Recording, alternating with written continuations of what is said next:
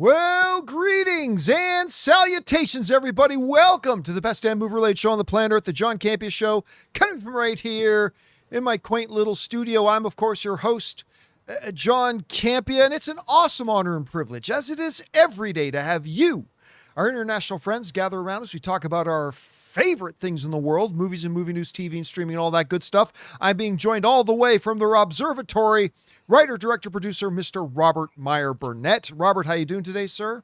John, Comic-Con starts tonight. That's right. Is the preview night actually on Wednesday? Yes. Yeah, Wednesday's preview night. That's right. So you're going to head out there tomorrow, right? Tomorrow, yeah. I'm not. I have some work I have to finish, so I'll go in tomorrow morning. I have 2 panels tomorrow.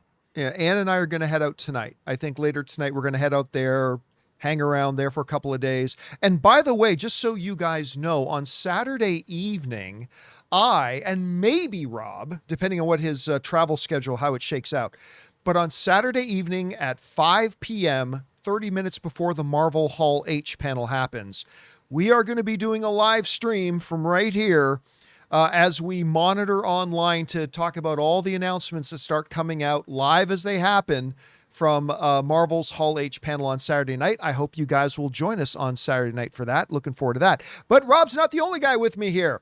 We are thrilled once again, all the way from Austin. Sean Chandler is here in the house. Sean, how you doing, man? I'm doing good. I won't be joining you at San Diego Comic-Con. I'll just be watching all the coverage from my home in Austin. Which I'm actually a little bit jealous of, that you get to do that, because that would be nice. But anyway, guys, of course, the most important people here today are you. Thank you so much for being here and making our little show part of your day. And here's how the show's going to go. We're going to start off by talking about a number of predetermined topics we have lined up for you guys. Then in the second part of the show is the most important part. That's when we take your live comments and questions. If you have a thought, theory, opinion, or a question you'd like us to address on the show, as long as I deem it appropriate to be addressed on the show, go ahead and use the super chat feature and send that in. The super chats are currently open. I'll turn them off at some point here during the show when we get too many in there. But for now, they're open, and we'll get to those questions in the second part of the show. All right, guys. With that down, let's get things started with this, shall we? Well, every day there seems to be a new development going on with the Paramount merger and all the various lawsuits. Yesterday, we took some time to kind of give you guys all the info on all the various lawsuits and legal potential actions that are happening towards the Paramount merger. And of course, the most significant of those things is the lawsuit being brought by the 12 states and the fact that a judge granted a temporary restraining order barring Paramount from merging with Warner Brothers for at least the next 2 weeks, and then maybe until the trial is over. We'll see how that all shakes out. Now, the latest development to happen with all that is the fact that you know that the Writers Guild of America launched their own lawsuit. And now they are also filing for a TRO, also known as a temporary restraining order or an injunction, to block the merger until their trial is done. So you have the 12 states lawsuit just successfully got a TRO against the merger. And now the Writers Guild in their own lawsuit is also filing a similar motion to block it, but obviously on very different grounds. The reason it's filing it on different grounds than the 12 states is, as we explained yesterday, whereas the states are suing the Paramount Warner Brothers merger based on the threat of a monopoly being when there is only a limited number of service providers for a wider audience. I use the illustration of a kingdom of turnips. A monopoly will be you have a kingdom full of people that want to eat turnips, but only 1 or 2 people that actually supply turnips. That is monopoly. Of course, the Writers Guild of America is filing their lawsuit on a completely opposite basis, which is not based on a monopoly, but a monopsony, a monopsony, which is the opposite. Think about that kingdom of turnips, but instead of a kingdom full of people who want to eat turnips, it's a kingdom full of people that produce turnips, but only 1 or 2 companies that actually buy them. So in a monopoly, it's 1 or 2 providers. In a monopsony, that is only 1 or 2 consumers. So it's a completely opposite thing. Now, obviously, One of the Writers Guilds of America's major concerns about the Paramount Warner Brothers merger is that there's going to be fewer writing jobs, right? Now, I get it. David Ellison, who is a major movie fan, keeps saying they're going to produce 30 theatrical films a year. That's adorable. No, they're not. Not with $110 billion in debt. They're not going to be able to finance 30 theatrical films a year. But I'm sure that's what he wants to try to do. So the Writers Guild is filing this motion for an injunction based, one, on the idea that there's going to be fewer jobs going around, and that will hurt the industry. It's going to hurt. It's going to mean less employment for writers. But there's a second reason that they're filing this injunction. It's not just the idea that there's going to be fewer jobs. It's the idea that with fewer job providers, the employers are going to have more leverage to drive down wages, because when there's fewer options available to a worker, they have to settle for less. Let me give you this little example that I came up with here. Let's say, for example, you got a guy who mows lawns, and he goes into this neighborhood, and there's a couple of neighbors that really want his services, but he's only got time to do one. So the one neighbor says, "Hey, mow my lawn. I'll give you $50. But then the neighbor says, "I'll give you 60. Like, they actually have to bid against each other for the services of the guy mowing the lawn. Demand for his services drives prices up. But what happens, the WGA will say, when one guy buys both houses? And the one guy says, "I own both houses now. I'll pay you 30. Before, when there were two owners, they had to bid against each other, driving the potential money that the lawnmower guy could make, in this case, the WGA. And what the WGA is saying is, if this merger goes through, the owners are going to have way more leverage, and it's going to mean not only fewer jobs for writers, it's going to mean that we are being leveraged to force our salaries to go down. And that is what they are saying is ultimately Paramount's goal here. But not just Paramount. The WGA would say if any more moving forward of the major studios combined, this is the problem it's going to cause for them. So that's their basis for doing it. So guys, there is a scenario here that if by some miracle on August 3rd, when the 12 states and Paramount go back in front of the judge again to give their final arguments about the restraining order, which I think is pretty clear Paramount is going to lose. And then what happens in appeals, I don't know, but I think they're going to lose that. But even if they do, the WGA's injunction might come into play. Now, of course, just because the 12 states one worked, it doesn't mean the WGA one is going to work, because they're suing on a completely different basis here. But it does create another layer of complexity for Paramount. Rob, you're taking a look at this. We now got we got the Writers Guild in here. They're now filing for an injunction. What do you think about the basis of why they're filing this? And what do you think their chances of success here are? Well, I mean, I think they have a very valid reason. You're looking at the dwindling. How many major motion picture studios are there in the world? 5, now less. And I think that it's obvious that the Writers Guild of America, whose bread and butter for all of their constituents come from writing movies and TV that are made by the studios. And if there is more of a monopoly there, and like you just said, they control 2 houses, a pox on both your houses, Romeo and Juliet style, it does limit competition. And the United States was a country that really is built on healthy competition. That's why we have antitrust laws in the first place. That's why we don't want monopolies. We want free market capitalism. And when you have free market capitalism, it tends to work well because it incentivizes everybody to do a good job.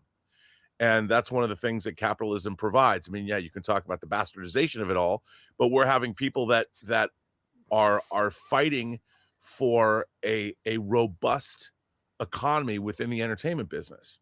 And also the value of writing should never be diminished. And I think that's where all of our great movies and TV shows begin, is with the writing. So I'm all for it. Now, do I think they're going to succeed? Well, I think, look, they're guild signatories. So both Warner Brothers and Paramount have agreed to guild rules. That's part of their SAG signatories, their WGA signatories, they are DGA signatories, IATSE, and those union ties that the studios have are incredibly important, because one union is really intertwined with another, as we've seen when sometimes the DGA will settle before the WGA, or SAG. But this is a very important ecosystem that you want to stay healthy. And I think that's what the WGA is fighting for. And whether they're going to succeed, I think they have a strong case, certainly. Yeah, Sean, I mean, look, with just not, I guess it's more than just a couple of years ago now, but not too long ago, Disney purchased Fox, which reduced that competition even more. And it seems like the smaller and smaller the pool gets, every time a new merger gets suggested, it ups the ante even more because there are already so few going around. What do you think about, the WGA's, the writer's stance here on this? Do they have a valid argument? What's some of the pitfall? How do you see this thing shaking out? Yeah, I mean, I think their argument makes a lot of sense to me. If there's more employers, there's more opportunities to get jobs, and there's to put them against each other. I mean, this is the basics of trying to get a raise at your job. You go to the other guy, get another job offer, and then you go back to your boss and say, hey, this other job is offering me more money. This is fairly basic stuff in every industry. Competition helps raise wages, and competition provides more companies provides more opportunities for work. And so I think what they're saying makes a ton of sense to me. The Paramount response at the end of the article makes no sense, where they go, no, the writers are wrong. I get why they're worried. They want work. We want them to have work. We're planning on providing more jobs for them. We're going to have more writing opportunities. Well, right. Of course you're going to say that, but how? Why? Like, do you have a reason? Is there some mechanism by which that all of a sudden you're going to make more movies than two companies when you're one company? Like, how does that make any sense? What's your reasoning? What's your rationale for that? But, last week we talked about how I'm exhausted just listening to you read off all the lawsuits and all the ways that they're being attacked on every single front. And there's only more this week. There's only more. Like, I don't know how someone deals with that much stress and that much opposition from the entire marketplace. Everyone is like, please don't do this. Here's the reasons why, plus the government. And man, they're still moving forward. Anyway, guys, we are a long way from being done with this thing as more stuff keeps moving forward. Question is for you. What do you think about this? The WGA is now hot on the heels of the states being granted a restraining order against the Paramount merger. They're now seeking their own completely different basis for why they're asking for it. Do you think it has a chance to succeed? Whatever you guys think, jump down into the comment section below and let us know your thoughts. All right, guys, with that down, let's move on to this, shall we? Well, we've already talked about the fact that the Odyssey came out, hit theaters, and other than a couple of comic book movies, all with the name Deadpool in it, it became the highest grossing opening weekend for an R-rated film in cinematic history. We also talked about the fact that it is now the highest audience-rated Christopher Nolan film in the history of his career, and has done very well. But there's been a little bit of a question, at least that I've had in the back of my mind, and I've heard some other people have as well, which was, well, they were selling tickets for that opening weekend like a year in advance. And how would it do after that? Just everybody wanted to see it first, the first opening weekend. How would it do? Well, we might already have our first little glimpse of how it's doing, because on Monday, of course, the movie continued to play. And now, according to Deadline and the other major trades, the Odyssey doesn't stop. Epic scores best Monday for the year so far with 18 plus million in box office dollars.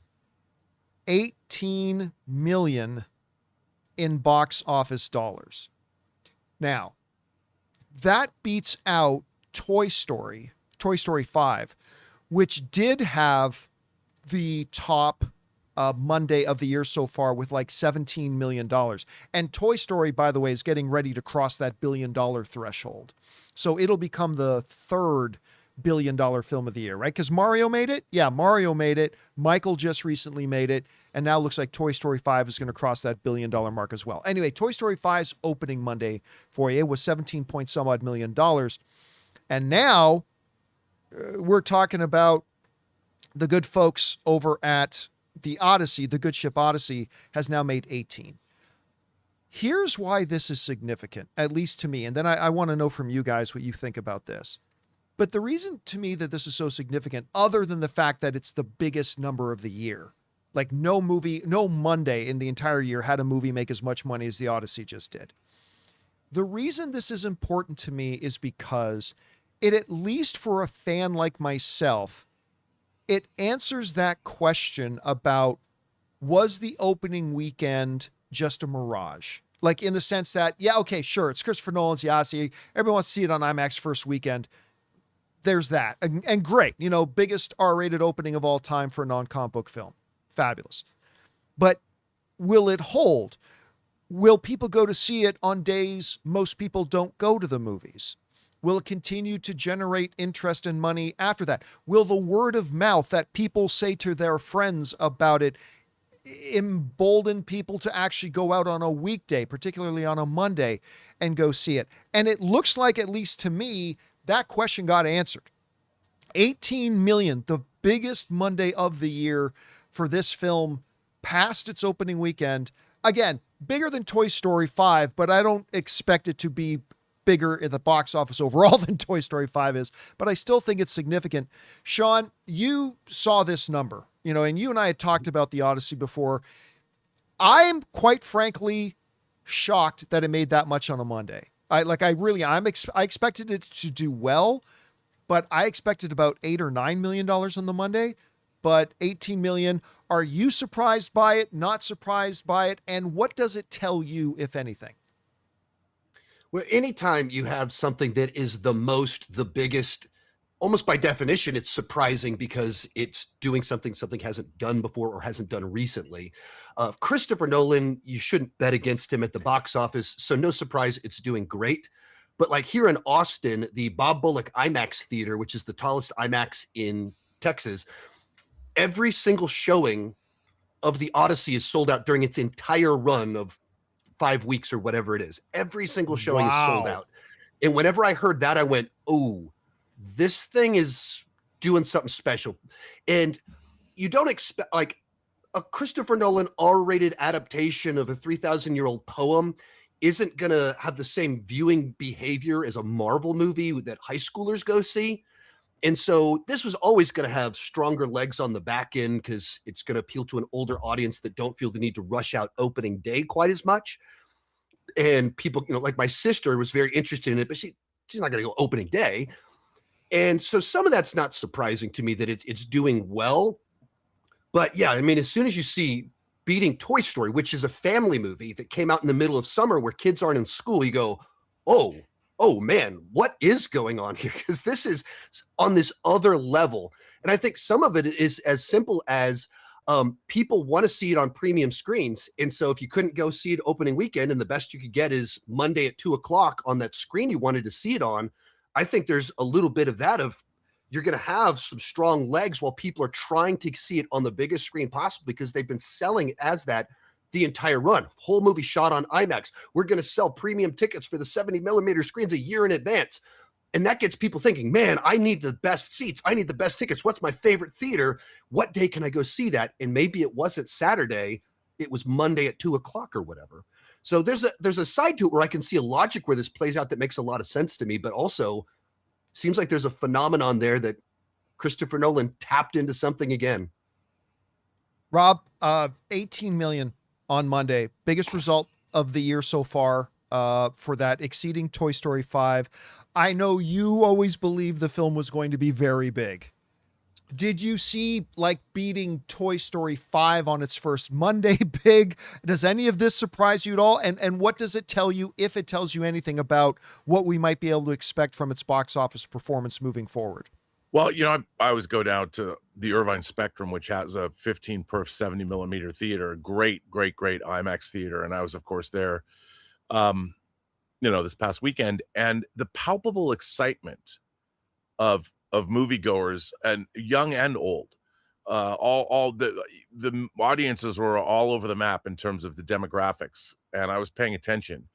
But there was this palpable excitement that people were, and you talk about this experiential event they're going to see, Yeah. and going to Mhm. see it in IMAX, the first film in history that was shot entirely in IMAX, first feature film from a master director that's been delivering the goods for the last 25 years to audiences.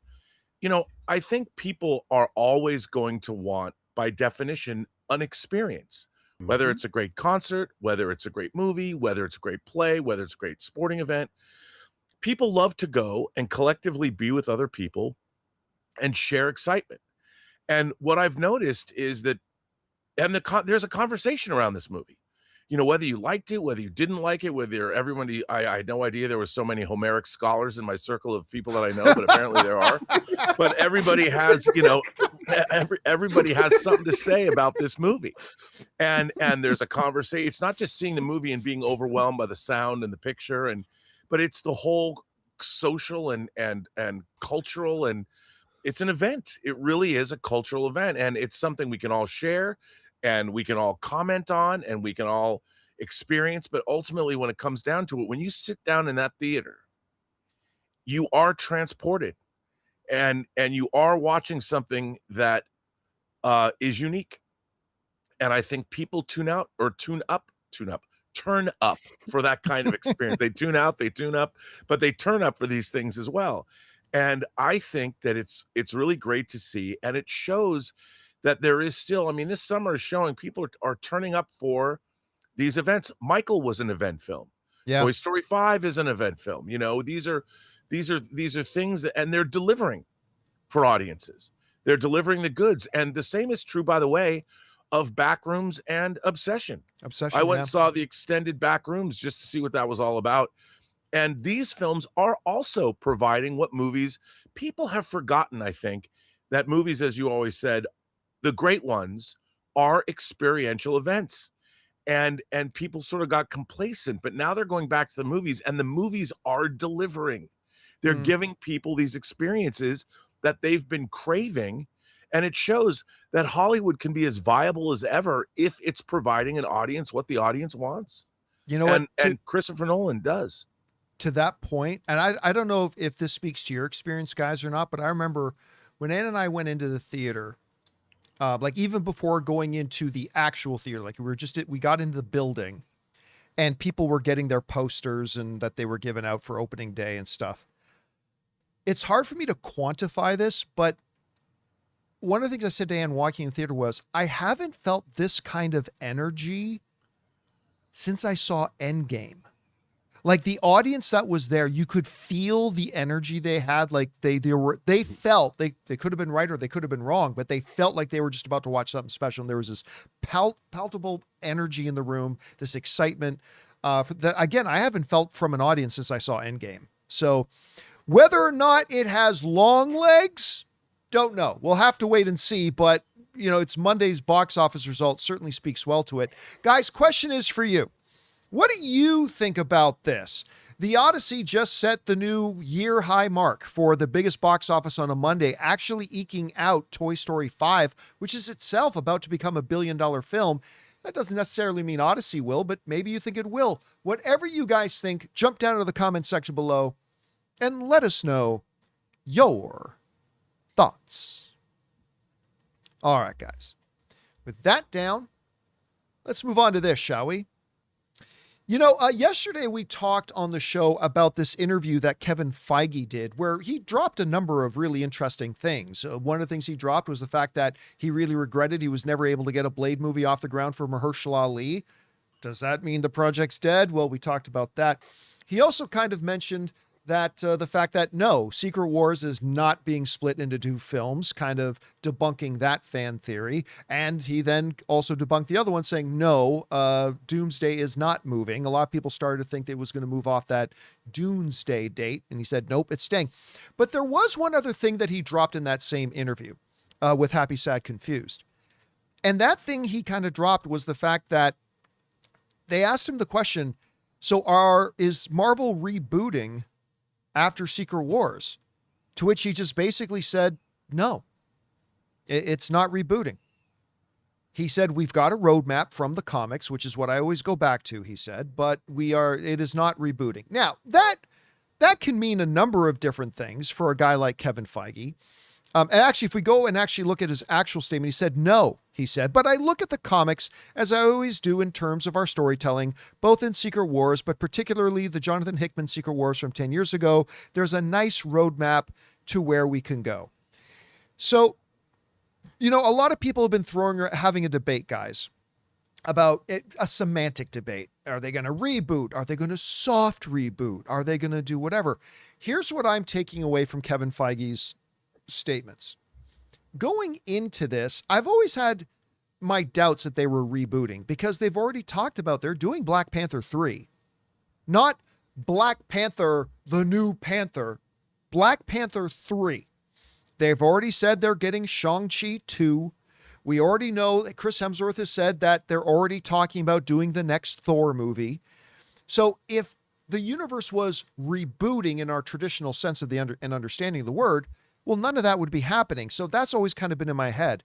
Here's how I interpret what Kevin Feige said. They're not rebooting, but as in all things, some things are going to change. I think when you have an event like Secret Wars, regardless of how closely they follow the comic story or how far they drift away from it, certain things of their universe are going to change. Just like their world changed with a new Avengers team, and just like the world of the MCU changed when Thanos snapped his fingers. There's going to be changes, but I think what he's saying is, in the truest sense of the term, the MCU is not rebooting. I don't think we're going to get a new Tony Stark. I don't think we're going to get a new Steve Rogers. I don't know for that, of course. For all we know, Saturday night, Kevin Feige could come on stage and say, ladies and gentlemen, our new Tony Stark, Tony Shalhoub. And Tony Shalhoub comes out on stage as the new star. That would be a bold choice, by the way. Anyway, Rob, you read the comment from him. There's been a lot of discussion about how are they going to navigate after Secret Wars. And we're still about a year and a half away from even seeing Secret Wars. But how did you interpret what he said when he just said to the question, are you rebooting after Secret Wars? And he said, no. What do you think? Well, it made me go back. I had been going through there's three Secret Wars omnibuses, which I have, and I'd been reading through everything. And what happens at the end of Secret Wars, after the whole battle world, if you'd call it incident, reality, what happened in the comics was Molecule Man and Reed Richards and fam rebuild the multiverse. I know they rebuild the multiverse. The 616 universe is constructed, sort of rebuilt, but things from the Marvel Ultimate Universe were folded into it, like Miles Morales became a part of the 616. So I could see them doing something like that. Like, there is a multiverse, but it's now separated again. And the 616 would have the X-Men. And what happened was things like the X-Men, the 616 would be sort of reconfigured. So the X-Men have always been here. So what that would mean is that you could say that the X-Men as they existed in the Fox universe are canon in this new universe, and you're moving forward or something, but in a different way. I don't know, because they did allow for that reconfiguration. So it's going to be interesting because they've taken cues, obviously, from comic series, but they haven't necessarily duplicated them. Winter Soldier was a condensation of Ed Brubaker's run on the comic, and I think they did a pretty good job with that. But it makes sense to me that they would keep characters around. Like, you could bring in X-23 to sort of, we saw her in Deadpool Wolverine to sort of take over the mantle. You could keep Hugh Jackman around if you wanted to. You could make him part of an elder statesman Illuminati. So you don't have to get rid of Chris Evans or Chris Hemsworth. You could keep them around, but when they need them, to bring them out. I mean, why not we saw the Illuminati on another Earth in Multiverse of Madness. So why not do that here? It leads the possibilities open, but also they can do things like bring out, I mean, maybe Tom Holland doesn't want to make another Spider-Man movie. I think a Miles Morales Spider-Man movie would do quite well, but we'll see. Yeah. Well, you got to get by that little thing called Sony first, letting you do it, which I don't see happening anytime immediately soon. Well, in live action, if they could continue, obviously there's Amy Pascal and Kevin Feige seem to be buddy going on the press. Oh yeah. Well, I mean, Kevin Feige just did an interview where he said like him and Amy have already been talking about the next 2 to 5 Spider-Man movies. Yeah. And by the way, he said we want to do Miles Morales once Sony lets us. Once Sony says they're done and it's okay for us to do Miles Morales, but so they've got a lot of plans for Spider-Man. Anyway, Sean, there's been a lot of talk about, so what happens after Secret Wars? Kind of like the way a lot of people ask what happens after Endgame. Kevin Feige strictly asked, are you rebooting? And he says, no, but that could still mean a lot of things. How did you interpret what he said? Yeah, the article you sent also included a quote he said last year to Variety where he said, reboot is a scary word. Reboot can mean a lot of things to a lot of people. Reset, singular timeline. We're thinking along those lines. And I think in and of itself, coming out of the multiverse saga, where one of the things that has been very exhausting for people is the multiple timelines, different versions. Yeah. There's the fun part of the multiverse saga, and then there's too many rules. It's kind of too scattershot. It's too fragmented. And so I hear that statement that he just made, the one from a year ago, and I go, we're trying to tighten it up again. We're trying to get back to what it was when it was this tight, exciting thing. And I think that is the right move, that get it focused again, that is a little bit more of a manageable size. Phases 4 and 5 felt like it got too big and wasn't as manageable. Damn right. Keep track of everything. And so, let's shrink it down back to what it was before, which was still the biggest franchise in movie history. So it's not like small, but it's a size where the stories can intertwine a little bit better. The characters can interact a little bit more.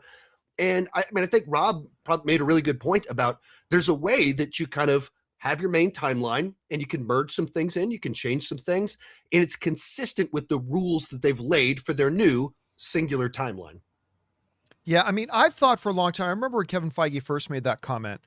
I remember thinking for a long time that, it seems like, and I was very happy to see this, because I think the multiverse-ness of the saga has been a swing and a miss. I mean, one of my biggest problems, and Rob, you and I have talked about this a lot, is the fact that Marvel has never even been consistent with its own theories and ideas about what multiverse is. Like, its explanation in Endgame is completely different and contradictory to other dimensions as presented in Shang-Chi, which is completely different and contradictory to the idea of other dimensions that was presented in Ms. Marvel, which was completely different and contradictory to the ones they presented in Doctor Strange. So like even their own idea of multiversalism was taken away. And so I've kind of been looking forward to Secret Wars as kind of wrapping up the multiverse idea and bring it more like you said, Sean, manageable. Because DC did the same thing in their comics with Crisis, right? Like that's like when things got unruly, they brought it back down to earth and made it a little bit more manageable. And I think that's what they're doing here. I think, Sean. So I agree with that. Anyway, guys, question is for you. What do you think about this? Kevin Feige, when asked straight up, are you guys rebooting the Marvel Cinematic Universe after Secret Wars? And he said, no. I mean, obviously, I think there's going to be changes, but how did you interpret what he said? Whatever you guys think, jump down into the comment section below and let us know your thoughts. All right, guys. With that down, let's move on to this, shall we? Well, speaking of the Avengers, we've got now a little over getting close, about 5 months away. We are getting ourselves an Avengers Doomsday movie. Now, they very surprisingly dropped the trailer. There wasn't any fanfare. There wasn't any announcement coming in 3 days and the countdown clock to the trailer. And yet that trailer got over 500 million views in the first 24 hours, which shattered the old record before Spider-Man Brand New Day came along. And Spider-Man Brand New Day got like in the 700 million, something like that. But of course, there was also a lot of hype building up to that trailer dropping. And there was a bit of a countdown to that trailer dropping. But either way, big, big stuff. So 500 million views. But the tickets also went on sale. And according to this report in Variety, Avengers Doomsday has racked up $16.5 million in advanced ticket sales in the first 24 hours. Now, the reason that number is significant is because that puts it as the number one first 24 hours ticket sales of the year. Avengers Doomsday pulled in 16.5 on its first day. Spider-Man Brand New Day pulled in 13 million. By the way, some of you might see the number 40 million out there for Spider-Man Brand New Day. That is beyond the first 24 hours. Just in the first 24 hours, Spider-Man Brand New Day made 13 million. The Odyssey, I need to put an asterisk beside this because this was from a year ago, but it's for a movie that came out this year. Odyssey made 4.3 million in its first 24 hours, and Toy Story 5 made 3.8 in its first 24 hours. So we got the Avengers Doomsday at 16.5 million on its first day. I keep looking around for this comic book movie fatigue everybody's talking about. I can't find it anywhere. Anyway, so they 16.5 million, number one, first 24 hours ticket sales of the year. When, again, the trailer itself, they did announce the tickets were going on sale in advance. They didn't announce the trailer drop, which was kind of interesting. I'll be honest with you guys. I don't know if this number tells us anything. I honestly don't. I think it tells us that, sure, there's a lot of excitement for Avengers Doomsday, which we all knew. Like, of course we knew there was excitement for it, but I don't know that it making 16.5 really tells us much more if in the first 24 hours when the movie is still almost 5 months away, if it sold $10 million in tickets or if it sold $20 million in tickets. I just don't know. I'll be honest with you guys. I'm still kind of in a bit of a fog as to just how big I think Avengers Doomsday can be. Like, I still have my doubts it can hit the $2 billion mark. I think it has a chance. I do. But I also, I don't think Marvel is in as good of or healthy or has as much momentum going right now as Endgame did when, Marvel's status when Endgame came out. Like, Endgame came out when Marvel was flying high, highest of reputations, all the hype in the world, all the momentum in the world, and then Endgame came out. Something to scoff at. Anyway, Sean, you see these numbers. What does it tell you, if anything? What do you think about the 16.5 million in first 24-hour ticket sales? Well, some of it simply goes back to even what we were talking about with the Odyssey of people want events. They want to be a part of something big and important.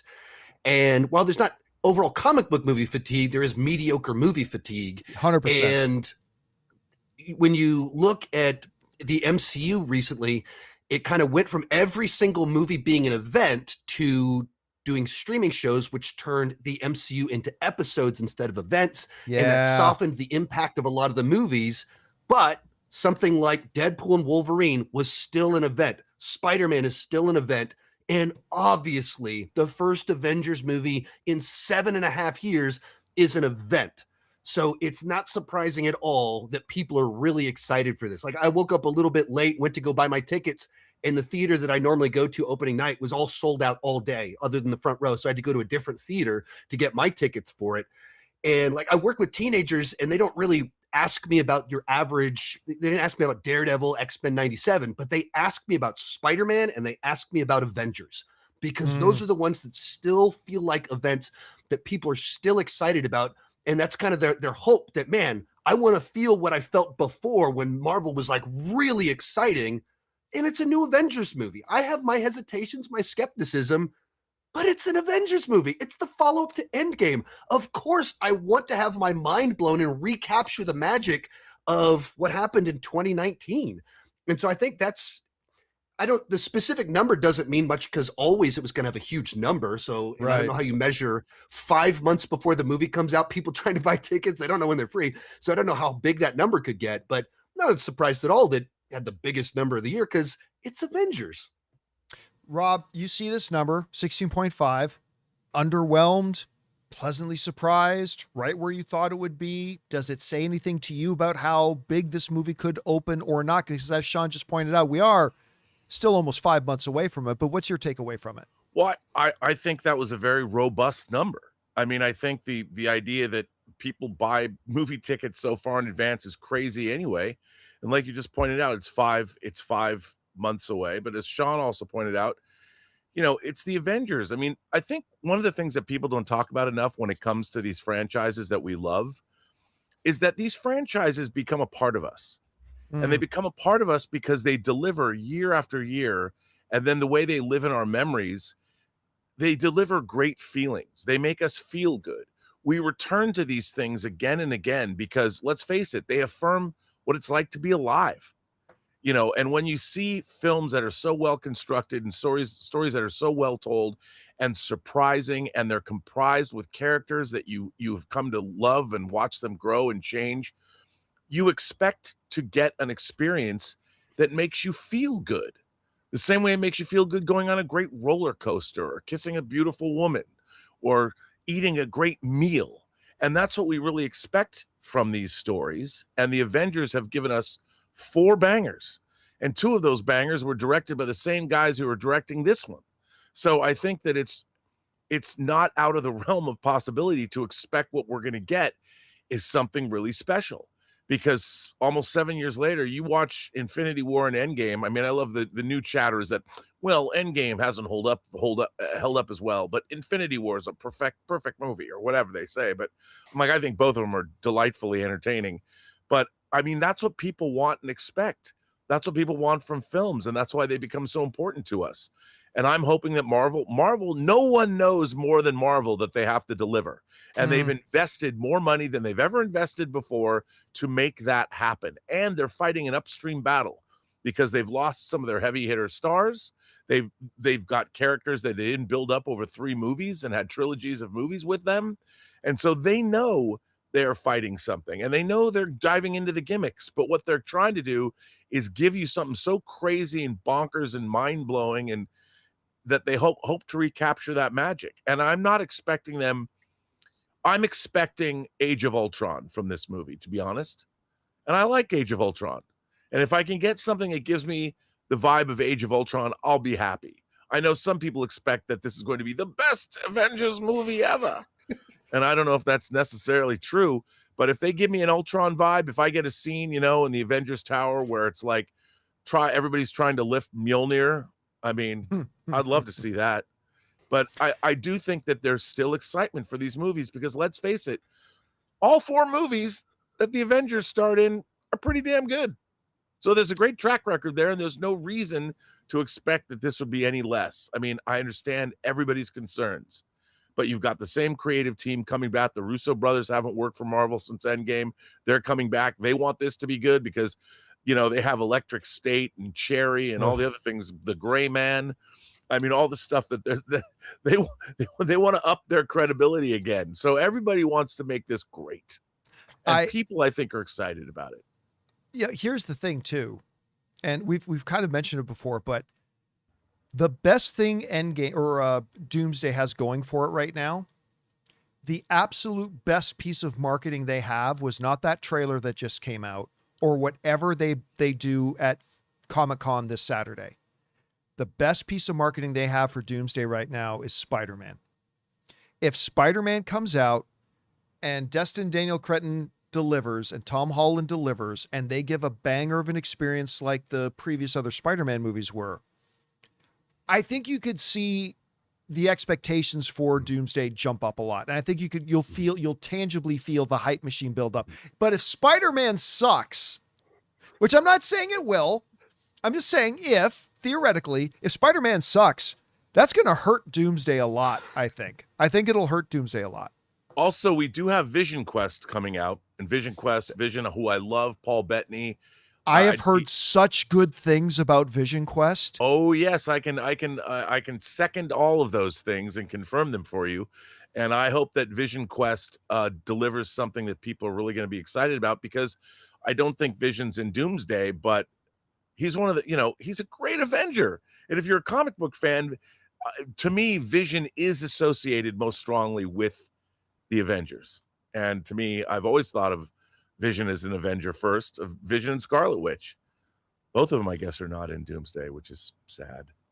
What is grief if not love persevering? All right, guys, question is for you.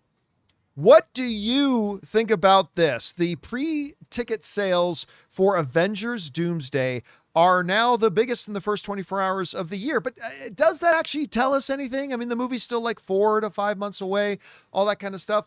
Did you think the number would be smaller or bigger? Whatever you guys think about it, jump down into the comment section below and let us know your thoughts. All right, guys. With that down, let's move on to this, shall we? The term afterthought kind of applies to Clayface, I think. But going back about a year, we knew that DC had a few movies coming. They were going to do they were going to do Superman, odd choice, but they were going to do Supergirl. Okay, we'll see about that. And surprisingly to a lot of people, they said Clayface. And it was kind of an afterthought for a lot of people. And when we talk about the upcoming DC slate, Clayface would get mentioned, but it was kind of brushed out, despite the fact that Mike Flanagan wrote the initial script, which got a lot of us excited. But maybe it was an afterthought, kind of the way that Tom Brady was an afterthought, being the last quarterback drafted in his draft year and went on to become the GOAT.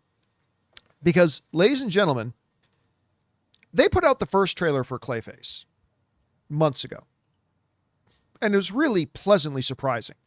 I think a lot of us on this show, a lot of you guys who watch the show, I think a lot of us were like, wow, that actually looks pretty good. That could be really neat. That horrific image of him lying in the hospital there with all the bandages in his eye looking out. I thought, okay, that looks pretty good. Well, it wasn't an afterthought anymore. And then this morning happened, where Clayface dropped their first full trailer. And guys, this might be the best trailer of the year.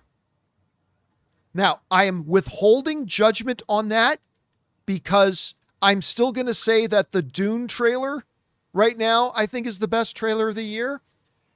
But if you ask me again, once I've had a chance to marinate on this a little bit, this Clayface trailer very well could end up being my absolute favorite trailer of the year. I already had my expectation levels raised because of the last trailer, raised because of who wrote it. But this trailer dropped today, and it's like nothing I was expecting. Like, this looks so good.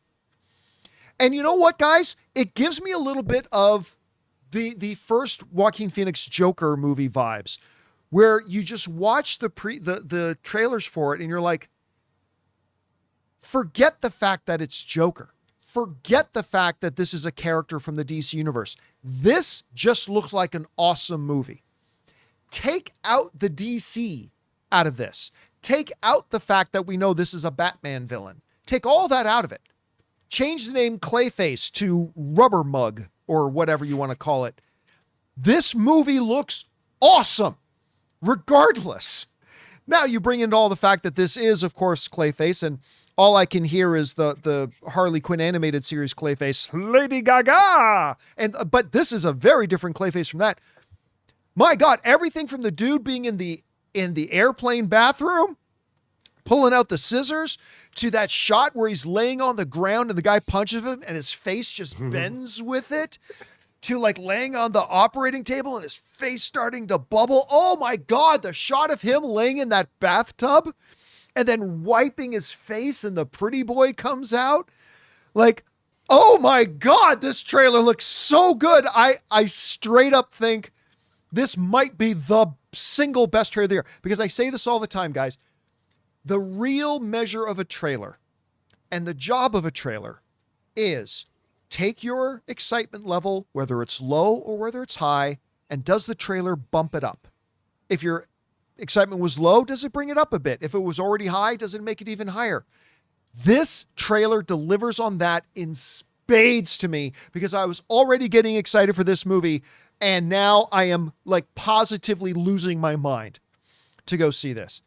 Guys, it is possible, Rob, that this movie makes more opening weekend than Supergirl did in its entire theatrical run. And probably deservedly so. But okay, I've been raging on about this trailer. Rob, we haven't talked about it yet. You saw the trailer for Clayface. Did you hate it? did you like it? Like, I don't know. What did you think about this trailer? Dude, I first of all, David Cronenberg's always been one of my favorite directors, and body horror as a subset of the horror genre has always been something. Whether it was his first feature, They Came From Within, give me a violation of the human body within the realm of a horror film. And I mean, like The Fly, give me that. Oh yeah. And the idea, because there's nothing more disconcerting than watching the shells that we walk around in, the housing of our intellect, turn against us. And when you see a body revolt against the mind that it carries around, there's nothing more horrifying than that. And to watch, I mean, to see your face lose its structure in front of you, I mean, the horror of that and the way it's depicted and how this trailer really got more into the storyline of what this movie's actually about, it ticks all of my boxes, man. This movie is like catnip for me. And like, was he gonna try and cut off the droopy part of his face on that plane? Like, what was he gonna do? All I know is, John, I can't wait to get into his theater and see this movie. I love the fact that at first I'm like, why are they making this film? I know Flanagan was involved in the writing of it. I can understand James Gunn. It was an odd choice, very odd choice. But James Gunn clearly read this script and said, okay. And I even love there's a mad scientist element. Somebody's trying to. It's always people that are trying to make humanity better through some kind of engineering, and it never goes well. And I love that about movies like this, and I can't wait to see this. I cannot wait. Cannot wait. You had a chance to watch the trailer for Clayface. I don't think you and I ever talked about the previous outing from it, the previous trailer that came out for it. So just raw, quick reaction. What did you think about this trailer for Clayface? Yeah, I mean, this is kind of feels to me almost like the counterbalance to how frustrating Supergirl was for just feeling like James Gunn light. And this feels like the true potential of the DCU of like trusting your directors, your writers to do something new and different with the universe. Because other than the flaming lip song in the trailer, there's no cross reference to the rest of the DCU. It feels like its entirely own thing, its own genre, its own tone, and doing something we have not seen in this genre before, and doing really good freaky body horror. Like all the eye stuff, I just wigs me out. When I was in high school, I was reading Ken Potok's The Chosen, and someone gets glass in their eye, and I literally passed out in my desk in high school. Like, what's wrong with this guy? Did he fall asleep? I pretended like I fell asleep. I was like, but I passed out. And so I'm watching this trailer. He starts pulling his scissors towards his eye. I was like, whoa, no, don't do it. And that's what it's going for. That's the exact squirm-inducing horror the movie wants, while looking interesting, compelling, and having that character study in it. And for the DCU, this is what I needed. This is what I wanted, something that kind of pushes things forward. And you mentioned whether this is or the Dune is the better trailer of the year.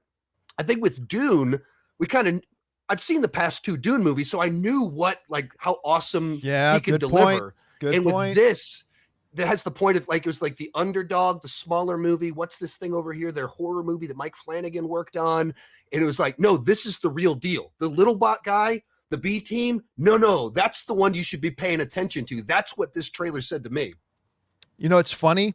Somebody in the live chat, I got to bring this up, see if I can find it again. Yeah, BVR. Good point. This is a very good point. I didn't think about this.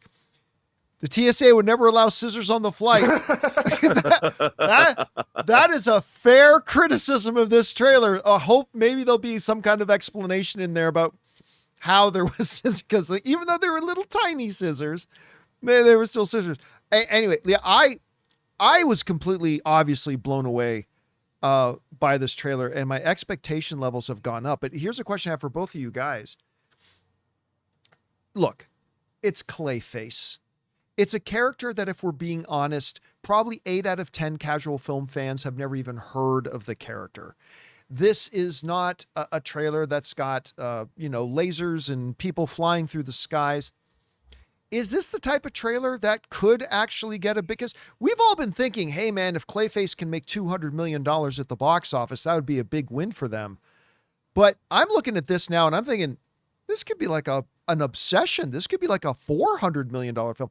Is this the type of trailer that do you think will appeal to like casual movie going fans that aren't necessarily comic book movie fans? Rob, is this going to get their attention? I think so, because I think we live in a looks obsessed. I mean, for guys, the idea of looks maxing, which is a word I'd never heard of 2 years ago, but now, of course, we have people slamming hammers into their faces and they want to look great. I mean, this plays on the horror of what happens when your looks are taken away in our social currency. The currency in social media, so much of it is all about looks and how you look, and let's use filters and let's try and look younger. This plays into the same kind of anxieties that like Obsession did with the dating scene and all of that. And we see it, a pretty boy loses his looks in a vicious attack, and his identity that way is destroyed. And I think this movie has a lot to say for modern audiences. And let's face it, even though it says DC Studios, most people outside of the comic book world don't know Clayface. It's not something that people are, and I think for normal audiences, this might bring them in for that very reason when they see a trailer like this, because you're not waiting for Batman to show up. So, Sean, is this going to get the average film goer? So, should we maybe be re-looking at how big we think this movie could be? Because we've been pretty conservative with what we think its potential is. Well, I think there's two sides to it. On the one hand, I think it's going to play much better to horror fans. There's a lot of people in the horror community that just aren't into comic book movies. That's just not that's their a great thing. point. So they just write them off as an entire thing. And they adore Mike Flanagan. They love him. And then they'll see this trailer and they'll go, I mean, I don't really like comic book movies, but this is a horror movie. This is my thing. So I think it is absolutely going to open a door to an entire fandom, and horror fans are rabid, passionate. They love horror movies. And so that's going to play great for them. But the flip side to that is this is a horror movie. My wife's not going to go watch this movie. I don't know if she'll make it through the trailer. And so I think there is a little bit of, when you make a movie, the guy's face is melting in the trailer. There's a lot of people that go, whoa, that's not for me. And then there's an entire other group of people that go, that is exactly what I want. Finally, a comic book movie made for me.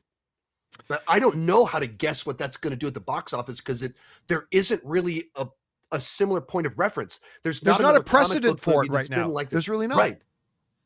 I mean, I guess you're right, because to your point, we talk about how big of a hit Obsession was. And of course, low budget movie made over $400 million. Amazing, right? But it wasn't a $1 billion film because not everybody wants to go to see an Obsession. So that's a really good point there. Guys, question is for you.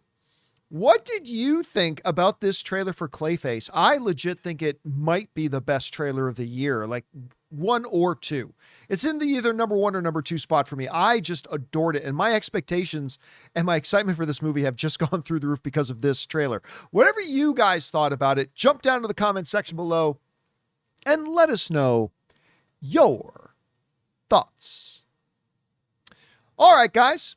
It's now time for us to move on to the most important part of our show, which is, of course, taking your live comments and questions. Just so you know, we have already turned the super chats off, so you can't send in any more. We've already got a whole bunch of them in here. But before we go, we're going to bid good afternoon as he gets ready to head off to Comic-Con. I keep wanting to say CinemaCon. Robert Meyer Burnett, have a great time out there, man, and we'll talk to you in a couple of days. Absolutely. I look forward to seeing everybody stop by and say hello, even if I'm walking somewhere. And what an amazing thrill it is to have Sean Chandler here once again. Sean, great job as always, my friend. We will miss you at Comic-Con, but we'll talk to you again next week. Talk to you next week. All right, guys.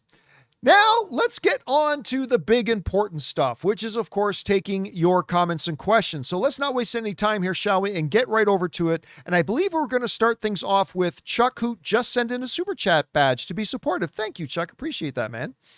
Richard K. writes, hello, John and crew. My favorite Joker is Jack Nicholson. I'm not saying Heath wasn't great, but Jack is my favorite. I've been told I'm wrong. Am I wrong for having this opinion? No, of course not. You're not wrong. Like, I'm going to take my headphones off. I don't think Jack's was the best one, but that's a purely subjective opinion, right? If Jack's Joker hit you the best, then to you, that one is your favorite. And that's definitely not wrong. And by the way, it also depends on, and it really highlights that it's not that Jack gave a better performance than Heath did. They played two very different characters, right? Jack's Joker was absolutely perfect for Tim Burton's Batman. Heath Ledger's Joker was absolutely perfect for the Christopher Nolan Batman. I don't know that Jack would have been very good as Joker in a Christopher Nolan Batman film, and I'm not really sure Heath Ledger would have been very good in a Tim Burton Batman film. I mean, they're really different characters. But listen, Jack's performance is iconic, and I still think one of the best delivered lines in Hollywood history is Jack at the desk and going, wait till they get a load of me. That I honestly think that's one of the best delivered lines in cinema history. I think that line's great. So he's not my all-time favorite, but you're absolutely not wrong if he's yours. Not at all. All right. Thanks for sharing that, Richard. Next up, Richard also writes, what's the best Wolfgang Peterson movie? Well, I mean, for me, it's got to be Das Boot, The Boat. Like that is a movie that still haunts me, to be honest. Then you got movies like, I mean, Air Force One is great. Get off my damn plane. The Perfect Storm is an underrated film. And then correct me if I'm wrong in the live chat, guys, but didn't he also direct Neverending Story? I might be wrong about that. Anyway, correct me if I'm wrong in the live chat. So that was, Outbreak. Oh, Outbreak. Outbreak's amazing. Troy was okay. But yeah, I think to me, The Boat, Das Boot, which I believe got nominated for Best Picture at the Academy Awards, if I'm not mistaken. I could be wrong about that. But yeah, The Boat, Das Boot. It's an older film, but to me, that's his best movie. At least my favorite movie of his. All right. Next up, we've got Calamity J, who writes, hey, John, Clayface doesn't feel like a DC horror film. It feels like a horror movie that just happens to be in the DCU, and that's the best praise I can give it. I am so excited for this film. And you know, I kind of alluded to this in the show, but I have the same feelings about that as I did when the first Joaquin Phoenix Joker movie was coming out. Like it didn't feel like a DC thriller. It just felt like a great thriller. And that was the highest praise I could give it. And will we get the same results that we got from the first Joker movie? Well, we'll have to wait and see. Maybe yes, maybe no. Anyway, thanks for that, Calamity. Appreciate it. Love the username too. All right, Richard K. also writes again, do you think they will announce who the new Bond is and bring them on stage at Comic-Con? No. I mean, they might. I could be wrong, but you're asking me. My guess is no for two reasons. One, James Bond isn't really a Comic-Con kind of IP. I mean, maybe could be, but James Bond isn't a big Comic-Con kind of IP.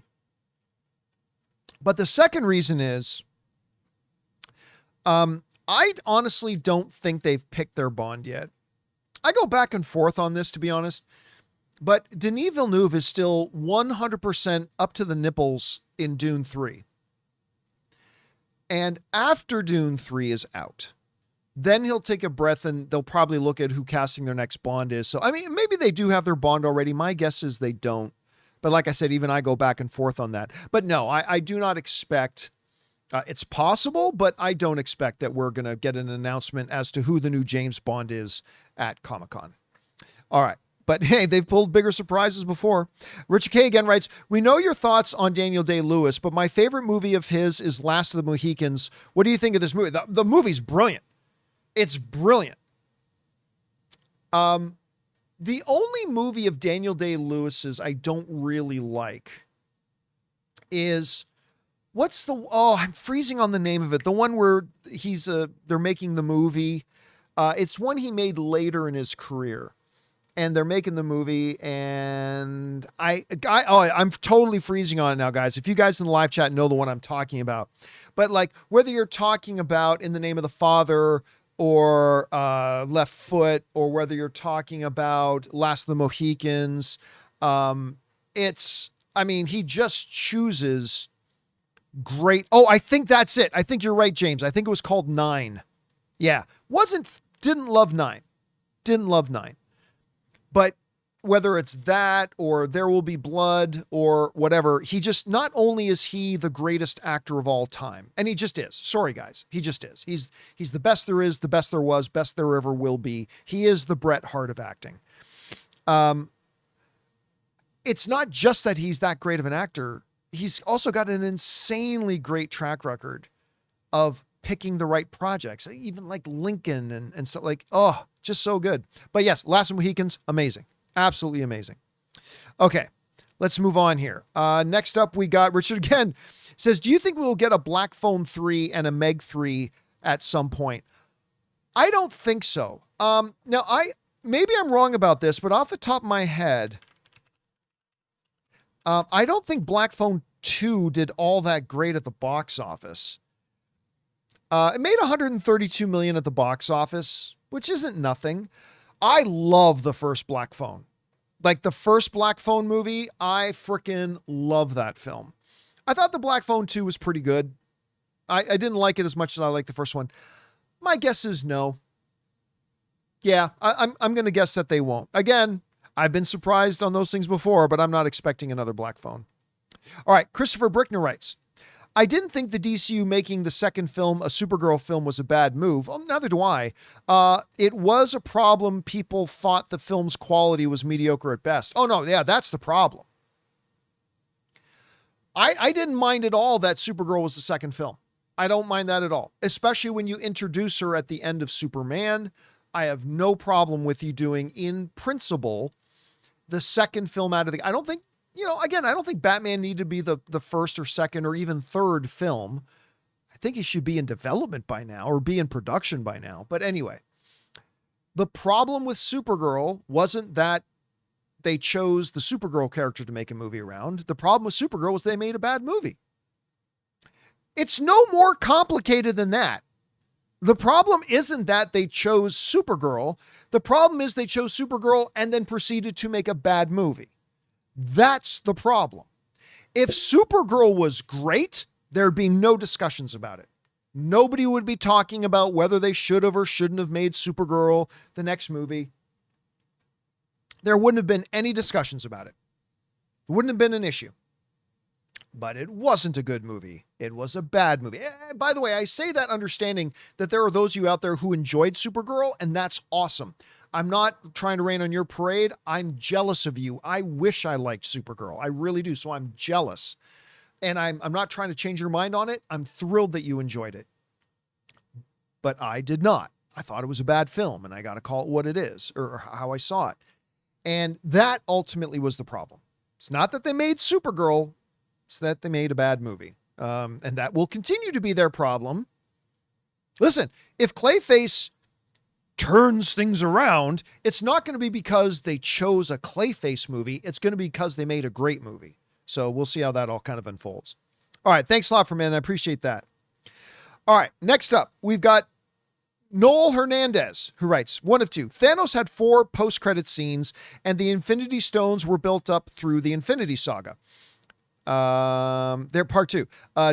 Doomsday already has 3 post-credit scenes so far, and incursions have been a present storyline in Endgame. That's true. Not a clean, but not that different. The build-up conversation is just overblown. You know what? I think you just raised a great point. Now, Noel, I think that the build-up argument is total bullshit. I think it's way over-exaggerated. The greatest villains in cinematic history never had build-up movies first. You didn't need some build-up movies before you did Star Wars and introduced Darth Vader as your villain. He instantly became the greatest screen villain of all time. You didn't need build-up. And build-up certainly didn't help Kang. So it's completely useless. But you do raise a really good point that, honestly, I hadn't considered before. They, as far as maybe not specific character, but narrative-wise, they have been laying the groundwork for Doomsday. It's not like the narrative is coming out of nowhere. Problems with multiversalism and incursions and stuff like that have been a presented theme in the MCU in the last 5 or 6 years. They absolutely have. I hadn't even thought about it that way, but you're absolutely right. So look, I don't think you need buildup. You don't need it. The greatest, biggest films of all time prove you don't. Or at least many of them. Avatar is the highest grossing film of all time. You didn't need a build-up film for the individual characters. But if you really want to have that conversation, you're right. They have been laying a lot of foundation for the story going into this. So if not the Doom character himself, which I think is completely unnecessary anyway. Anyway, really good point. No, I'm glad you shared that, man. All right. Corey writes, I just watched the new Clayface trailer and I agree with those who say it feels like a real movie. Do you think it's important for DC to balance gritty cinema with comic vibes like Superman? Let's put it this way. I think there's absolutely nothing wrong with having a consistent tone throughout all your movies. And I think there's nothing wrong with having a real diversity in tone. Similar tone and diversity in your tone will not make your movies good. You still got to make good movies. But like, I remember when James Gunn said that, listen, not all, the MCU isn't all going to feel like Peacemaker and Superman. We're going to have very different feeling kinds of movies. And Clayface is going to be obviously the first big statement to that fact. And I think it can really add to the tapestry. But again, at the end of the day, if the movie's not good, it doesn't matter. You can make it a great horror film that's totally different from the tone of Peacemaker and Superman. You can do that, but if the movie isn't good, it doesn't matter. If it is good, well, then it means something. And it adds to the tapestry and the DCU. But here's what it does do for them. It opens up the door. Clayface works. It opens up the door that you can tell any kind of story in the DCU that you want. You don't have to just be limited to one particular kind of tone. It works great for the most part for the MCU, but that's not necessarily the way DC has to do it. But at the end of the day, all that matters is, did you make the movie good? And that's what they got to deliver on, Corey. Anyway, great question, man. Thanks for sending that in. All right. Let's see. Noah writes, and sends in a $20 super chat. Thank you, Noah. Appreciate that, man. Thank you for supporting us on that level. And Noah writes, how do I convince people that comic book movie fatigue is actually more like B-level character fatigue and actual comic book movie, and actual comic book movie fatigue doesn't exist? I've been trying with cinephiles. This feels like pulling teeth. To me, it's simply this. Well, Deadpool and Wolverine came out and made $1.3 billion. If comic book movie fatigue was real, Deadpool and Wolverine would not have made $1.3 billion. It's just that simple. If comic book movie fatigue was real, Spider-Man would not be about to make over $200 million on its opening weekend. If comic book movie fatigue were real, a trailer for Avengers Doomsday would not shatter prior to Spider-Man, shatter the previous all-time trailer views record or sell $16.5 million worth of tickets in one day. I also don't think it's B-movie fatigue. I have said this forever, and then James Gunn started copying me because that's what they all do. I got to tell you a story in a minute, but I said this ages ago, and now a lot of people never got comic book movie fatigue. They got mediocre movie fatigue. They got tired of going to these movies and having a lot of excitement and being let down by them. It's not a coincidence. You can think in the magical fairies all you want, but I'm sorry to bring harsh reality to you.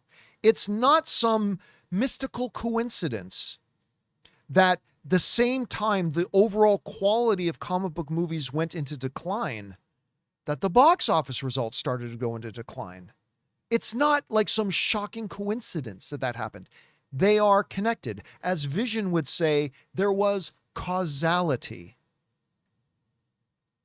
If people were just tired of comic book movies, then Deadpool and Wolverine would have made $1.3 billion.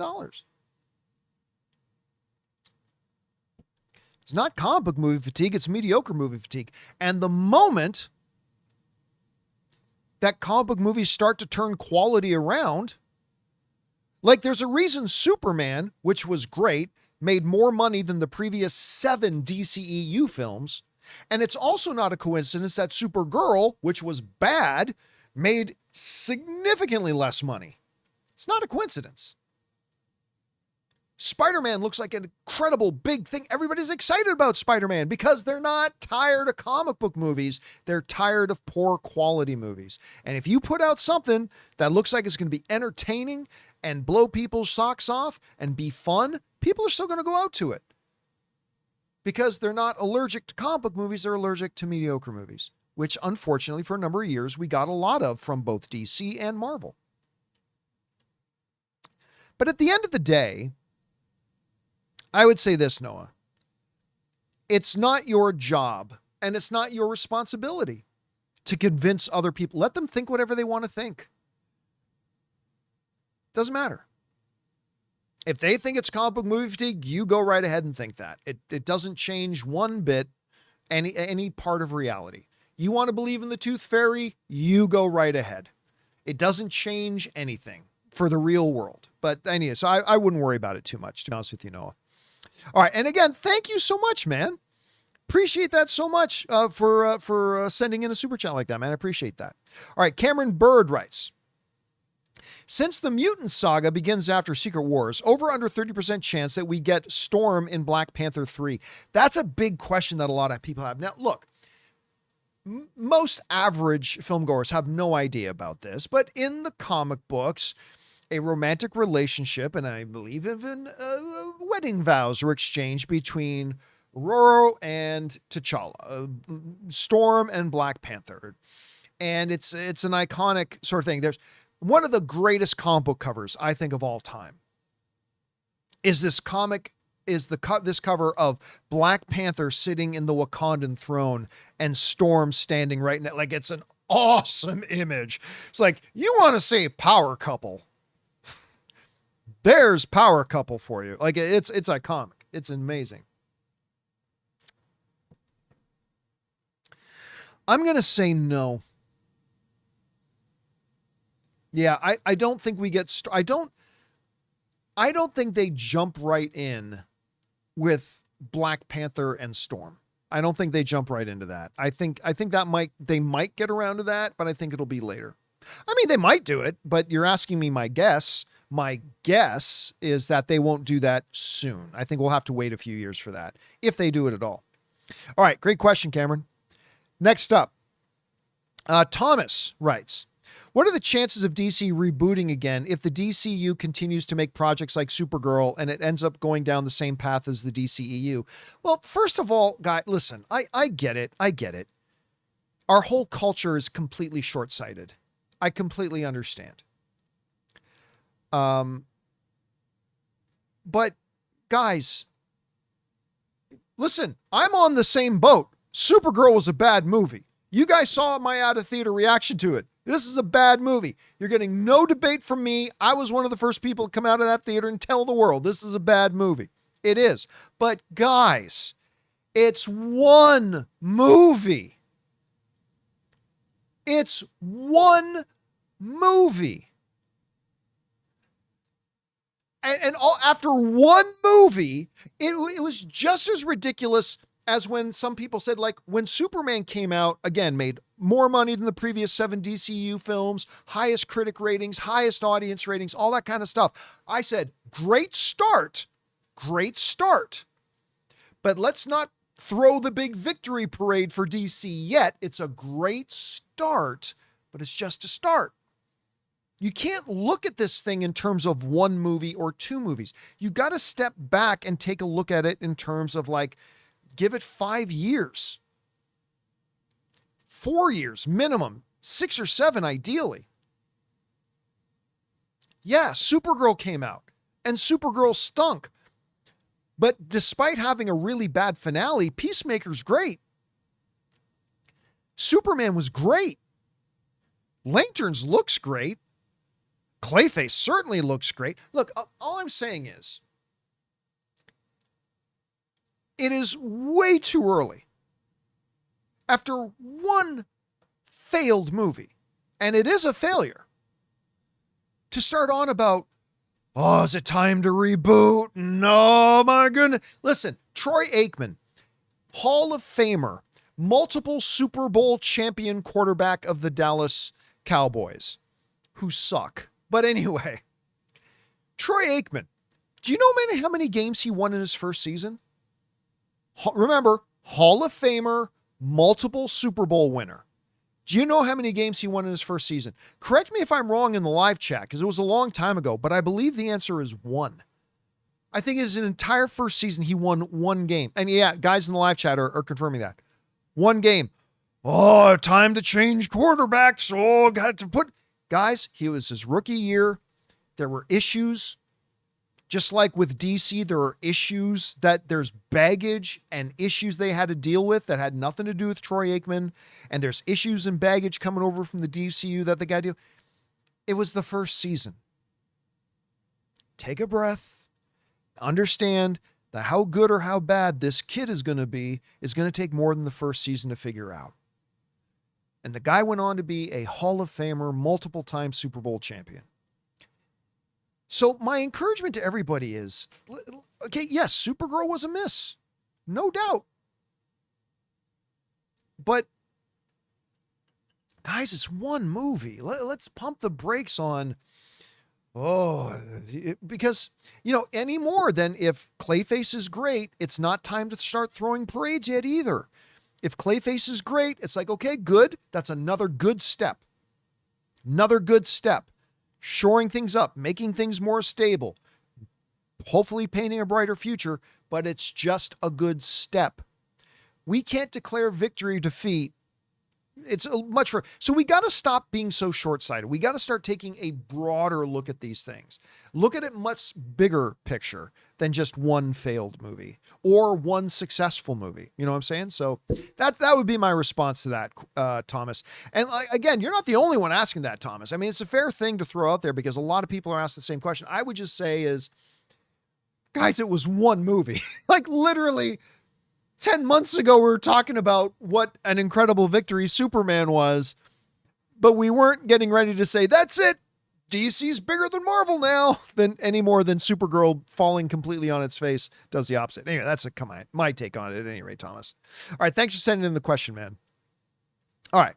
Next up, Corey writes in, I know Gunn said he would have different vibes. So I mean more, is it vital to have both Clayface type cinematography to balance stuff like Superman? No, I don't really think there's any importance to balance it out. Again, I bring our attention over to the MCU.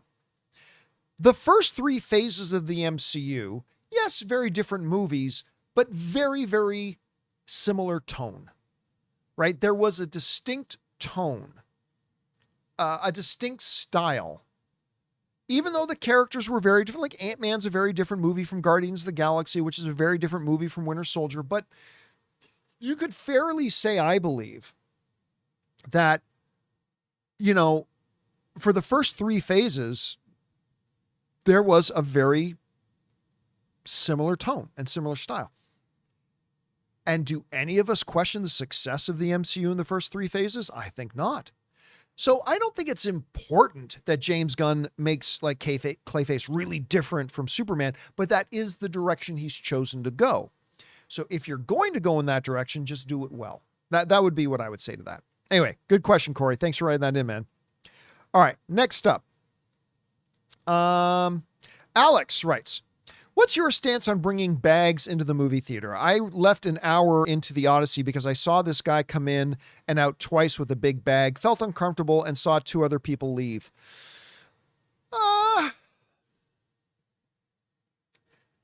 I mean, I don't know.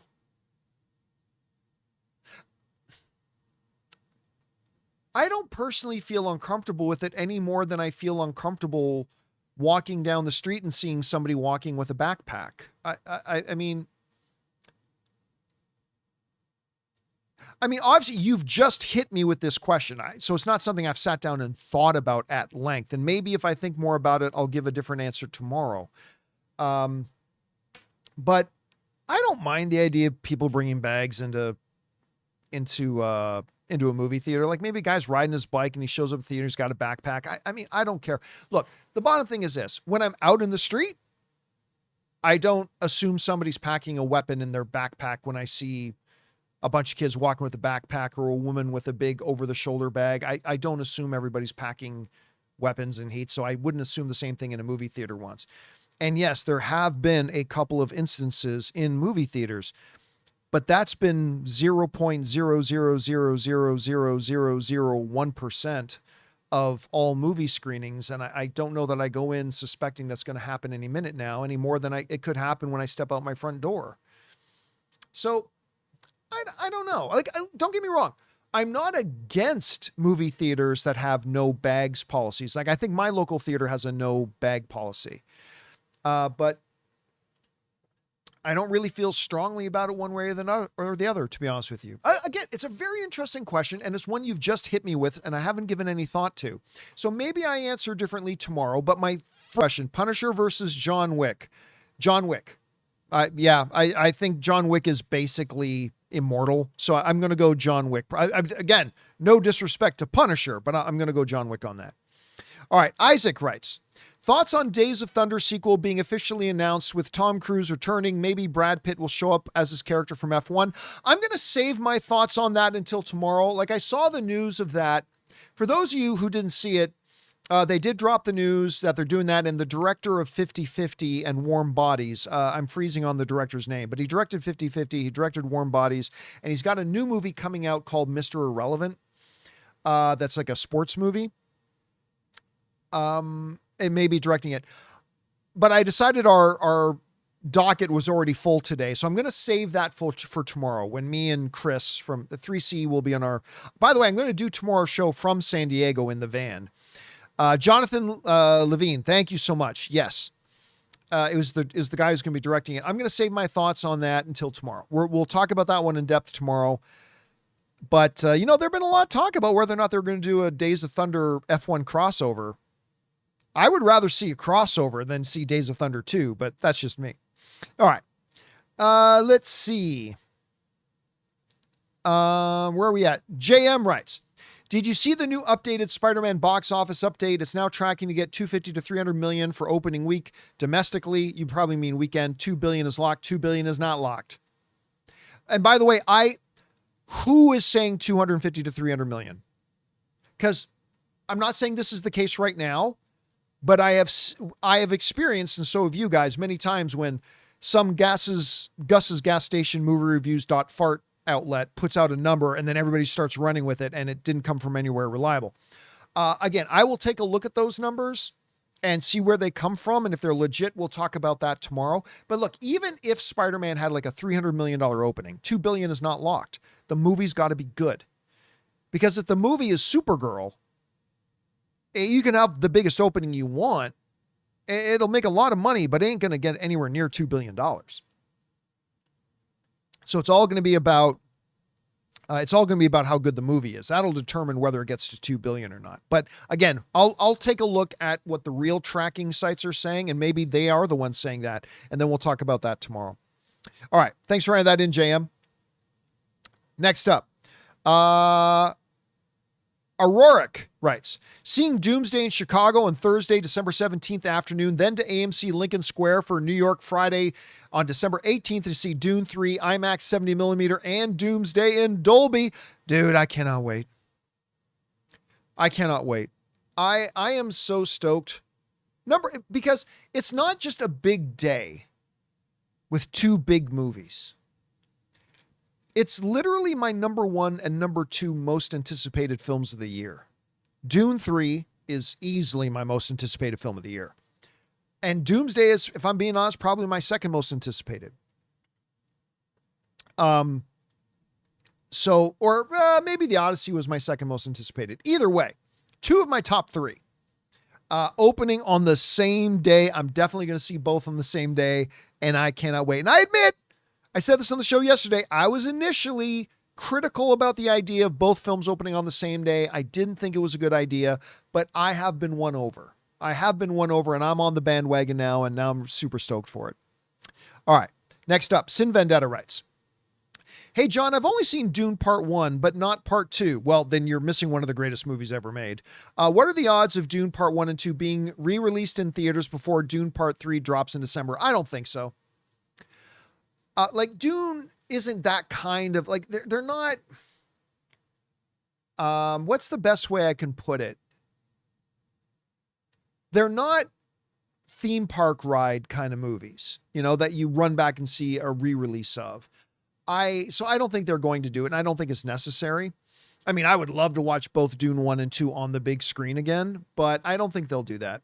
And I think they probably would have announced it by now if they were. Dune or Doomsday is going to have Endgame came out, and they announced that way in advance. I think they would have done the same thing for Dune 1 and 2. Maybe your local theater might decide to do hey, we're going to screen Dune 1 and Dune 2, but I don't know about a full national rollout of a double feature of both. I don't think they will, but I would certainly like it. I'd be there if they did. All right. Let's see. Where are we at? We're at Aussie writes, Wild by Spoon was in Tony Trailer Sounds. No idea what you mean by that, Austin. Sorry about that. I'm trying to make heads or tails of what that means. I can't understand what you mean by that. Anyway, Venkat writes, I watched Odyssey and sends in a $20 super chat. Thank you, Venkat. And Venkat writes, I watched Odyssey 4 times now, and my God, what a movie. It is not perfect, but Nolan made it incredible with what he got. The siren scenes haunts me the most. Music and Damon's performance lives in my head. I teared up thrice. I remember I've still only seen it once. Anna's seen it twice. I've seen it once so far.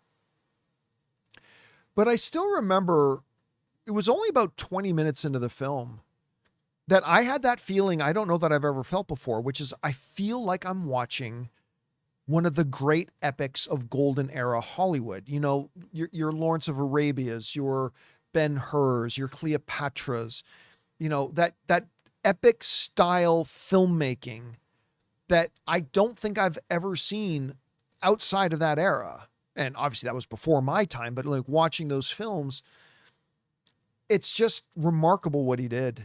It is my favorite film of the year so far. So right now, my favorite films of the year so far are number 1, The Odyssey, number 2, The Invite, number 3, Project Hail Mary, number 4, The Odyssey, and I'm not quite sure about number 5 yet. Might be Send Help. I like Send Help a lot. I like Send Help more than most people did, to be honest. It might be my number 5, might not be, but yeah, dude, I was just floored with what they accomplished. And then when you watch the behind the scenes of how they made the movie, it blows you away even more. How they made the movie is almost as remarkable as the movie itself. It's just absolutely crazy. Anyway, Venkat, I'm glad you enjoyed it, dude. I loved it myself as well. And I can't wait to go back and watch it 3 or 4 more times. Oh, that's right.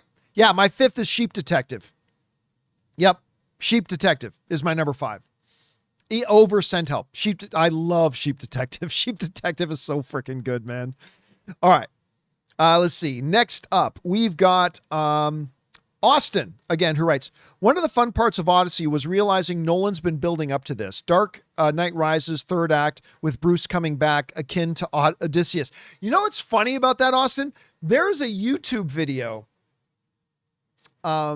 Somebody made this YouTube video, or maybe it was on Instagram, I can't remember, where, you know, at the end of Dark Knight Rises, when Michael Caine is sitting in that cafe and he looks over and he sees Christian Bale with Anne Hathaway sitting at their table. And he's like, somebody made a video of Michael Caine, but sitting in like ancient Greek robes, also at some kind of cafe looking up, and it's Matt Damon sitting across from Anne Hathaway in the same kind of pose.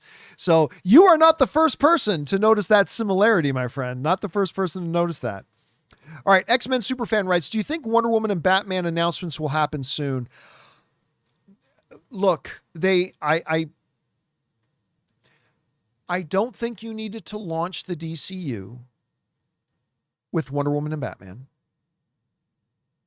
but we're years into it now. At least years, like since James Gunn announced we're doing this. And I'll say this. Even though there's not an official DC Hall H panel, I would say there is a 40% chance that by the end of Comic-Con, we may either get a Wonder Woman or a Batman announcement. I have no insider information, and I'm not going to go over 50%, but I'll say I think there's a 40% chance that we get a Wonder Woman or DC or Batman announcement as Comic-Con is going on. Again, I have no insider information. That's just my guess. So I'll say 40% on that. They do need to make one soon though. They have to get moving on these. All right. Next up, we've got Neglected Visions. I like that username. Writes, hey, what's up, John? Huge fan. Thank you so much. In a perfect world where James Gunn and Zack Snyder collab on a project for DC, what film would you like for them to do? Yeah, listen, a lot of people forget these guys are bros. They've been friends for a long time. They've worked together. I mean, even just like as recently as last year, they put out that big picture of Zack Snyder and James Gunn together. Zack came to visit the Warner Brothers office and they took that big picture together. They have been friends for many, many years. Man, understanding that you can't bring Henry back at this time. What would, if you were to say in theory, Zack Snyder, like James Gunn brought Zack Snyder in to do a film together, to do one DC film, which one would I like to see them do? That's a great question, man. You know what? Flash. Flash is one of the DC characters that has gotten no attention and not even a lot of conversation since the new DCU launched. I think Snyder, like under James Gunn as the head of the studio and everything, I think that could be a really interesting project. Because I do think we need a Flash. I mean, obviously we need a Flash. Flash is a core DC character. He's not one of the Trinity, but he's a core DC character. So I will go Flash. I'll go Flash on that. Good question, man. I hadn't thought about that, but that's a good one. All right, next up. X-Men Superfan writes, it is said that Superman is stronger in raw strength, but Wonder Woman in trained strength. So do you think Wonder Woman should be as powerful or near Superman's levels? No, nobody is. No, Superman is Superman for a reason. There's a reason that when they're doing Injustice Gods Among Us, who is the one superhero that can lay waste to all the rest? Superman. Superman's Superman. I mean, that's just it. You can have one writer write something in one comic book and say, oh, this is rivals of strength. You can do that all you want. But really, at the end of the day, Superman is Superman. And like, I even like how Zack Snyder in his universe, like in that scene after Superman, you know, is brought back to life and he's a little bit discombobulated and all that kind of stuff. And they had that fight with him where it's Aquaman, Flash, and Wonder Woman fighting Kal-El. I love that scene, by the way. I love that scene. Like even with the Flash, as the Flash goes into a slow motion thing and then Superman's eyes. And Flash is like freaked the fuck out. Like, how does he move that fast? Right? That whole thing. But in that fight, Aquaman is great. Wonder Woman is great. Flash is great, but you are standing in front of Superman. And so, yeah, Superman is Superman. It just is. That's the way it's. Again, you might get the odd writer here and they say, well, actually, actually, Supergirl is. Well, actually, you'll get that. But in the long term, in the history of comics, as we look all back, Superman is Superman. And that's why he's the one who's able to take over the world when you get into stuff like Injustice Gods Among Us, which, by the way, forget the video game, one of the best written comic book stories ever. Forget the game. And the game's great. Don't get me wrong. But put the game aside. The Injustice Gods Among Us comic run, one of the best written stories in comics I've ever read. Like, honestly, I thought it was that good. Anyway. All right. X-Men Superfan also writes again. What 8 X-Men? Oh, I'm not going to do a list of 8. I don't do lists on Q&A questions, but what 8 X-Men should be in the film roster as musts in your opinion? Again, I'm not going to do 8. The only ones I would say are absolute musts. And not necessarily in the X-Men roster, but have to be a part of that world. Must be Professor Charles Xavier. There must be Magneto. And you must have Wolverine.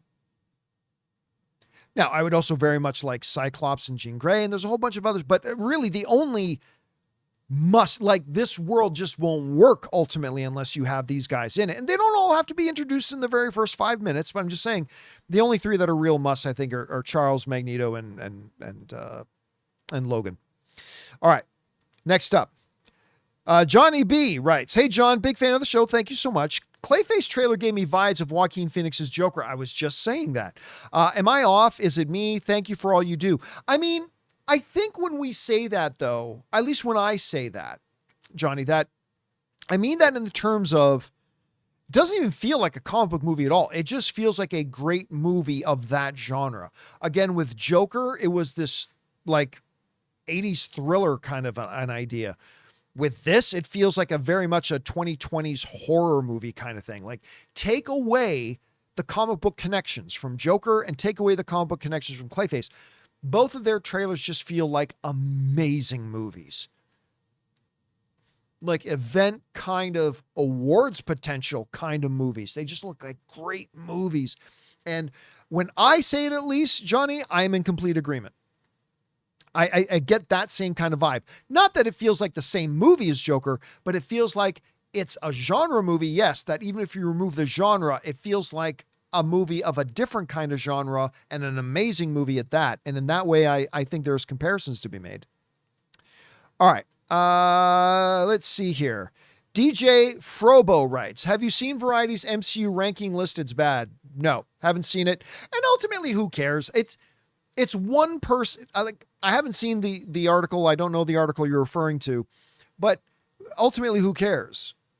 It's one guy who works at Variety made a random list. It's no more and no less relevant than either you or I making a list. So I wouldn't worry about it too much, DJ. But no, I have not seen the list, so I can't comment on it myself. All right. Going back to X-Men Superfan writes, did you enjoy Cesar Romero as the Joker, Burgess Meredith as Penguin, and Julie Newmar and Eartha Kitt as Catwoman in the original Batman series from the 1960s? Well, here's the thing. That Joker, that Catwoman, that Riddler, you left out Riddler, that Riddler, they were perfect for that Batman. Jared Leto's Joker, or Heath Ledger's Joker, or whatever, you try to do those characters in that Adam West Batman, that just wouldn't have worked at all. They were perfect for that Batman. But the opposite is also true. You take Burgess Meredith's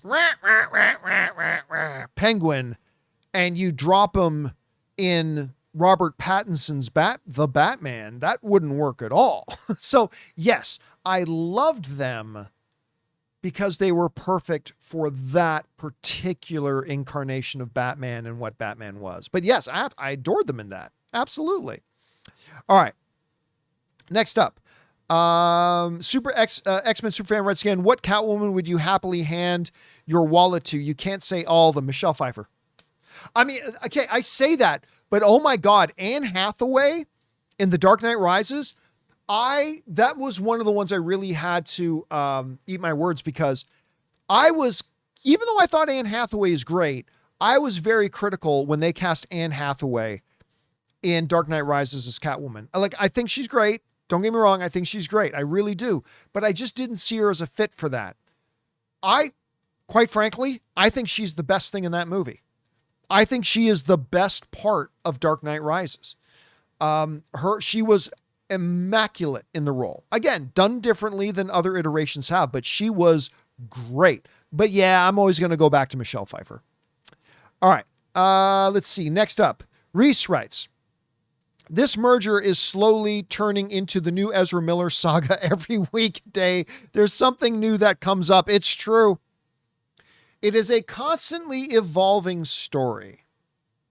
And again, I had somebody write to me and say, I'm getting tired of all this Paramount talk. And I say, well, tough.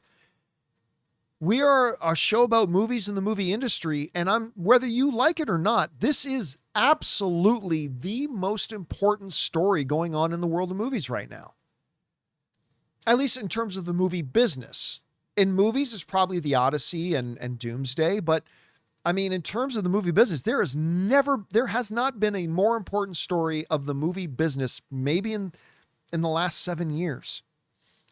And so when things come up, they need to be talked about, and we're going to talk about it.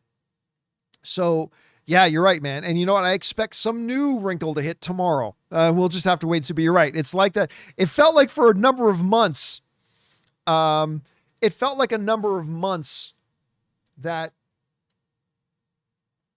we seemed like we had a new big issue to talk about with Ezra Miller. Let me check. I want to look this up.